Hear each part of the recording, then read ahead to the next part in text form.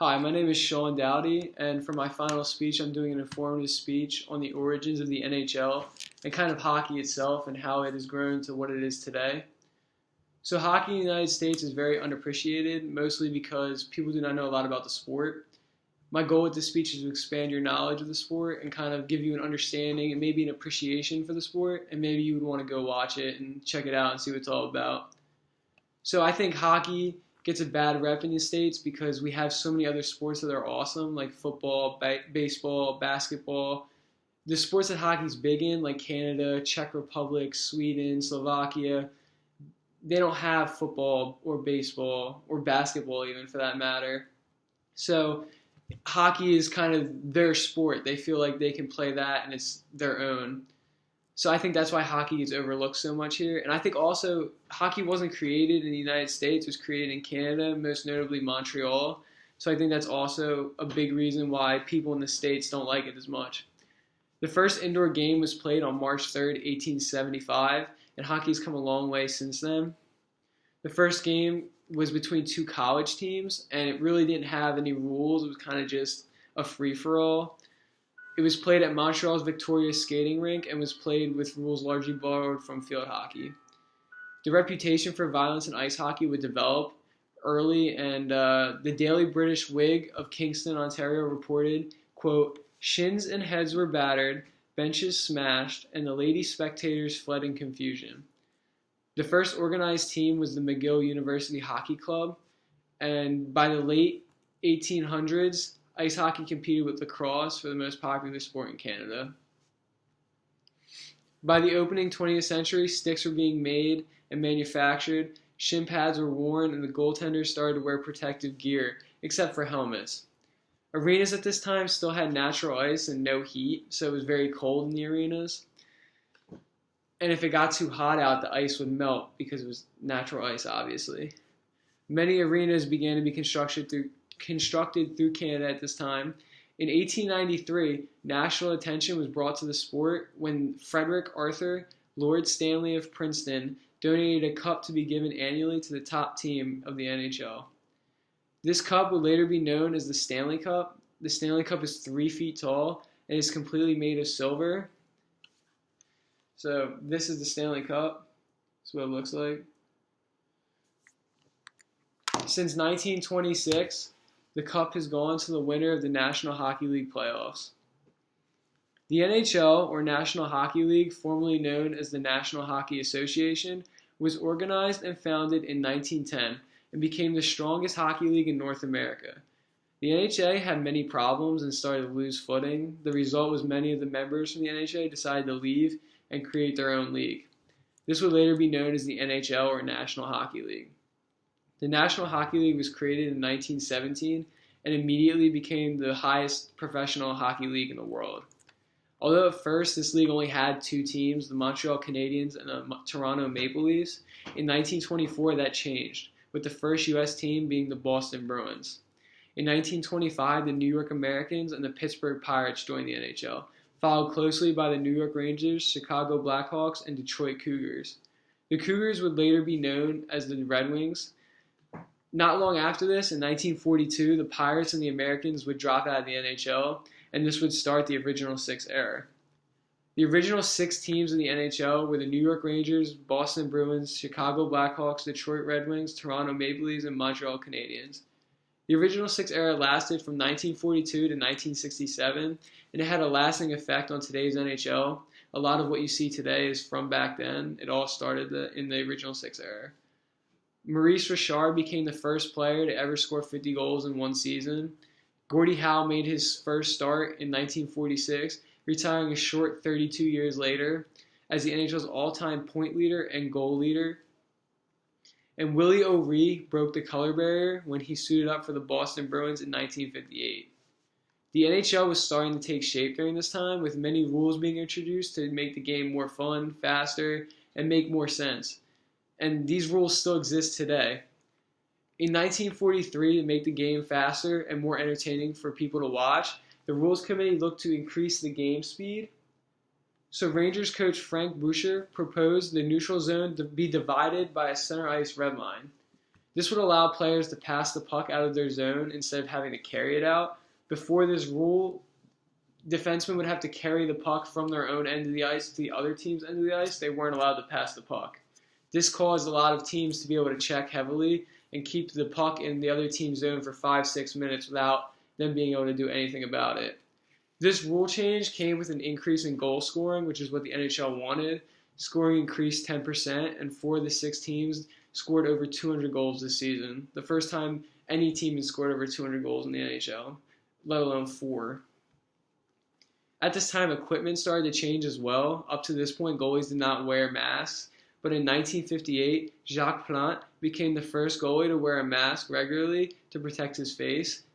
His mask was created out of fiberglass and looked a lot like a Jason mask. Plante began wearing a mask during practices in 1956, but his coach did not want him to wear the mask. He told him that he could only wear it during practices and never in game situations. He thought it would make his goalie worse. However, during a game between Montreal and New York on the night of November 2nd, 1958, Plante was hit in the face by a shot. The game was held for 20 minutes while Plante got stitched up in the dressing room. So this is Jacques Plante after he got hit in the face during that game. As you can see, his mask right there created from fiberglass. He refused to go back on the ice unless his coach would let him wear the mask. So his coach agreed as long as he would take the mask off when his face healed. Plante went on to lead his team on an 18-game winning streak wearing this mask, cementing the mask's legacy in the NHL for years to come. And goalies started wearing it after this. Even though this is a revolutionary change, and this came with goalies still do this today. Of course, you have to be crazy not to wear a mask. There's a bigger change to equipment that happened during this time. In the early 1960s, Stan Mika accidentally cracked his stick, and this introduced the curved blade to a hockey stick. Before this, hockey sticks were flat. The blades were just straight. There was no bend or anything in their blades. So frustrated when he broke his stick, he took a shot and noticed that the curve of his blade made the puck act different. So after his practice, him and his teammate Bobby Hull started to heat their blades and bend them any way they could, creating all different types of curves and hooks. Using a curved blade, Mika went on to win 4 Art Ross trophies as the NHL's leading goal scorer. He ended up regretting the fact that he created the curved blade because it eliminated the use of the backhand in hockey. He was quoted saying, "It's one of the worst inventions in hockey because it eliminated the use of the backhand." The original 6 era kickstarted the NHL in a very big way, but the expansion of 1967 really put the NHL on the map. The expansion of 1967 is the biggest sport expansion ever. The NHL doubled in size, going from 6 teams to 12. At this time, there was a lot of debate between the owners if they should really expand from 6 to 12. They were thinking about doing 2 teams at a time, but eventually it was unanimously approved, and it was known as the Great Expansion. The Great Expansion brought teams like the California Seals, Los Angeles Kings, Minnesota North Stars, Philadelphia Flyers, Pittsburgh Penguins, and the St. Louis Blues to the NHL. The NHL had some catching up to do. The National Basketball Association, known as the NBA, already had 9 teams. The National Football League had 14, and with more on the way, and baseball already had 20.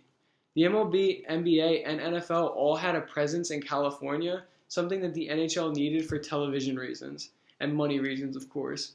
The NHL wanted to go national, and having teams in California would help them set this up.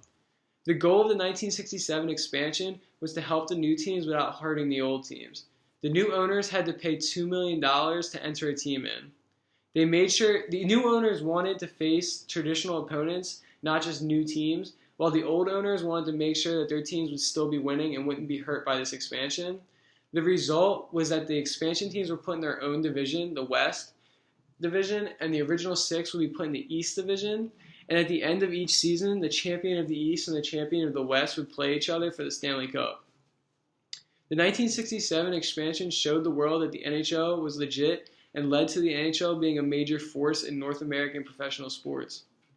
Bob Kelly, who played as a left winger for the Philadelphia Flyers in the early years of hockey, was quoted saying, quote, "When they made the expansion, they took the players that were expandable, put them on a team, and called them a team."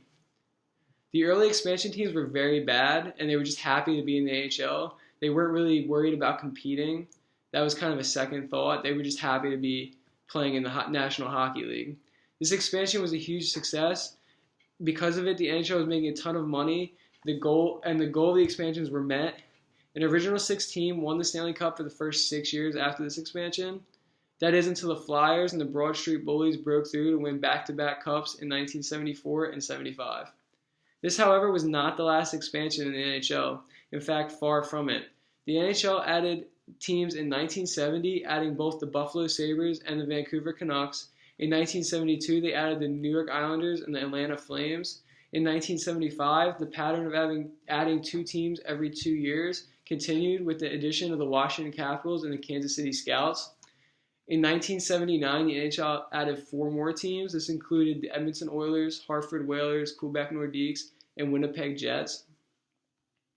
The next edition would come in 1991, when the NHL would add the San Jose Sharks. Between 1992 and 1993, the NHL added 4 new teams. This included the Ottawa Senators, Tampa Bay Lightning, the Florida Panthers, and the Mighty Ducks of Anaheim. Between 1998 and 2000, the NHL would add 4 more teams, including the Nashville Predators, the Atlanta Thrashers, the Columbus Blue Jackets, and the Minnesota Wild. This would be the last expansion for the NHL until 2016, when the NHL added their 31st team, the Las Vegas Golden Knights. The NHL is at its peak in popularity today. Instead of wood sticks and heating blades to create curves, sticks are now made of carbon fiber and come with a curve and flex already built into each stick.